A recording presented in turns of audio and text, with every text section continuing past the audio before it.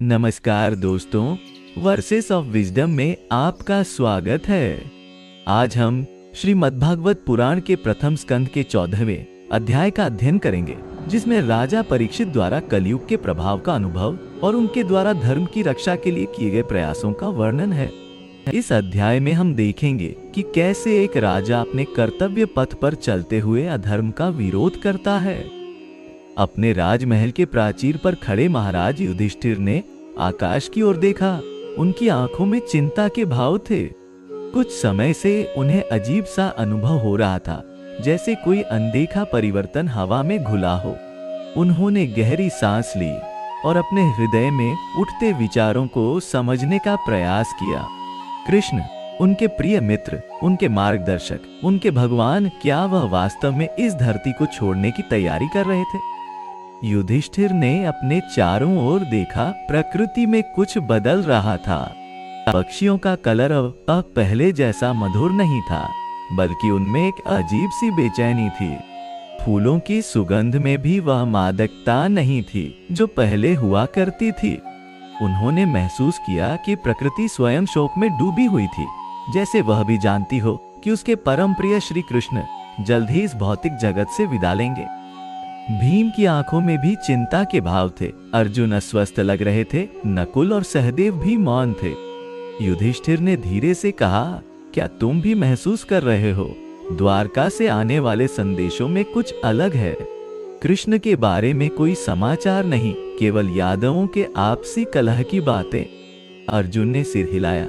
हाँ भ्राता, मेरा गांडीव भी अजीब तरह से कंपन कर रहा है, जैसे वह भी किसी बड़े परिवर्तन की आहट सुन रहा हो। रात के अंधेरे में युधिष्ठिर अपने कक्ष में जाग रहे थे। उन्होंने आकाश में देखा तो तारे अपनी चमक खो रहे थे। उन्होंने अपने हृदय में कृष्ण का ध्यान किया। हे गोविंद, क्या आप वास्तव में हमें छोड़कर जा रहे हैं? क्या द्वापर युग का अंत और कलयुग का आगमन इतना निकट है? उनकी आंखों से अश्रु बहने लगे, क्योंकि उनका अंतर्मन जानता था कि परिवर्तन का समय आ गया था। अगली सुबह युधिष्ठिर ने अपने राज्य में चारों ओर अशुभ संकेत देखे।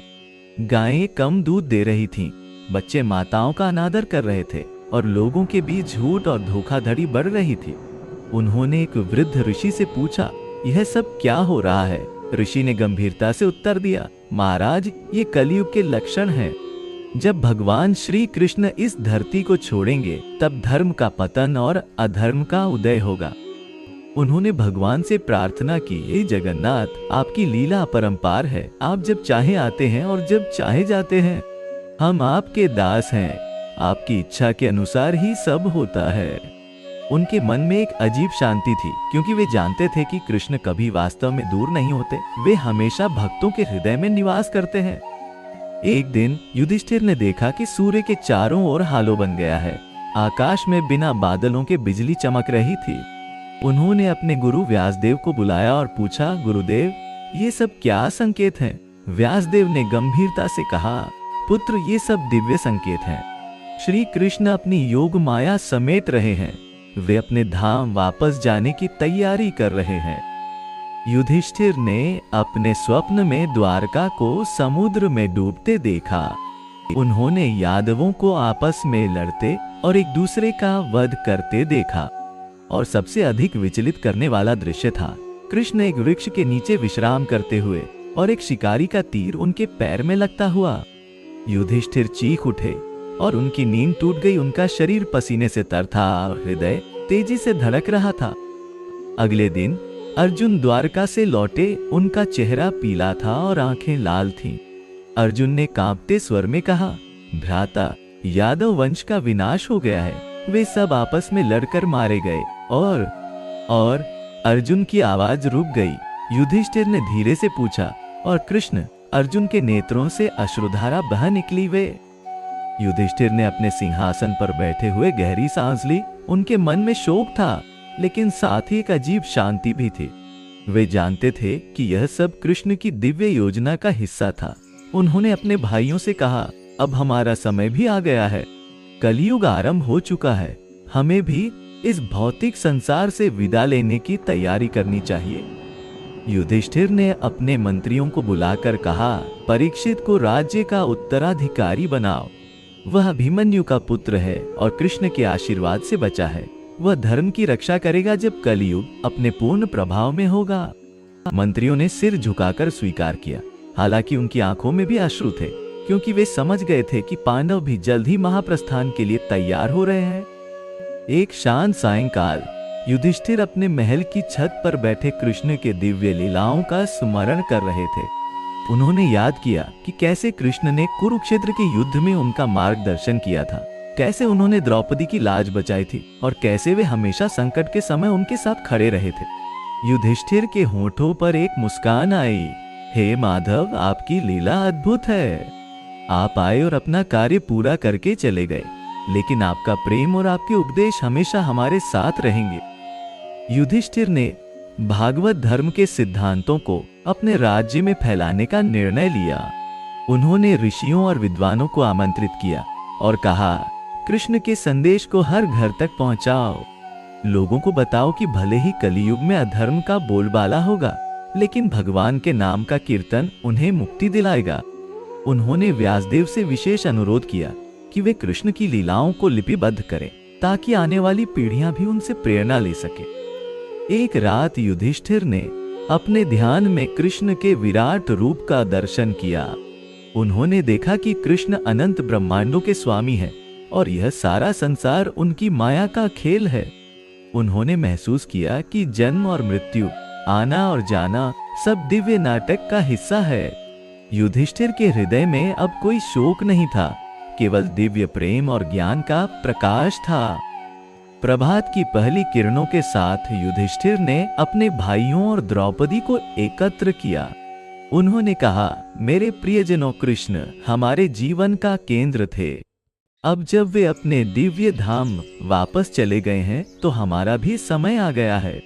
हम महाप्रस्थान की तैयारी करेंगे और हिमालय की ओर प्रस्थान करेंगे। सभी ने मौन स्वीकृति दी, क्योंकि वे जानते थे कि यही उनका धर्म था।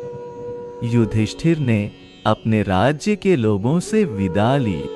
उन्होंने कहा, मेरे प्रिय प्रजाजनों, मैंने हमेशा धर्म का पालन करने का प्रयास किया है। अब जब कलियुग आ गया है, तो आप सब भी सत्य और धर्म पर डटे रहें।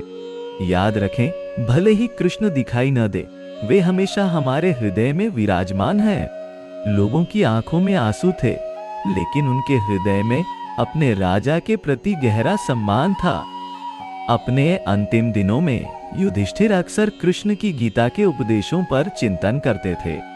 वे समझ गए थे कि संसार में सब कुछ क्षणभंगुर है और केवल आत्मा ही शाश्वत है।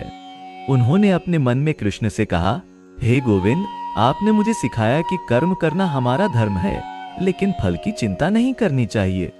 मैं अब समझ गया हूं कि यह जीवन एक लीला है और हम सब उसके पात्र हैं। एक दिन जब युधिष्ठिर ध्यान में बैठे थे, उन्हें कृष्ण का दिव्य संदेश मिला। उन्होंने अपने अंतर्मन में कृष्ण की आवाज सुनी, युधिष्ठिर, तुमने अपना धर्म निभाया है, अब नए युग का आरंभ हो चुका है। चिंता मत करो, मैं हर युग में धर्म की रक्षा के लिए अवतार लेता रहूंगा। जब भी अधर्म बढ़ेगा, मैं प्रकट होऊंगा। युधिष्ठिर के चेहरे पर शांति की मुस्कान आ गई। अंतिम दृश्य में युधिष्ठिर अपने भाइयों और द्रौपदी के साथ हिमालय की ओर चल पड़े। उनके पीछे सूर्य अस्त हो रहा था, जो द्वापर युग के अंत का प्रतीक था। आगे बर्फीले पहाड़ थे, जो उनकी आध्यात्मिक यात्रा के अंतिम चरण का प्रतीक थे। युधिष्ठिर ने आकाश की ओर देखा और मुस्कुराए, क्योंकि वे जानते थे कि कृष्ण उनका इंतजार कर रहे हैं। उनके मन में अब कोई संदेह नहीं था, केवल दिव्य प्रेम और समर्पण का भाव था। आशा करते हैं कि आपको श्रीमद्भागवत पुराण के इस अध्याय से राजा परीक्षित के धर्म और न्याय के प्रति समर्पण से प्रेरणा मिली होगी। यदि आपको यह ज्ञान उपयोगी लगा, तो कृपया हमारे चैनल को सब्सक्राइब करें और अपने विचार कमेंट्स में साझा करें। अगले भाग में हम इस महान ग्रंथ के और भी गहन रहस्यों का अनावरण करेंगे। वर्सेस ऑफ विजडम के साथ बने रहने के लिए धन्यवाद।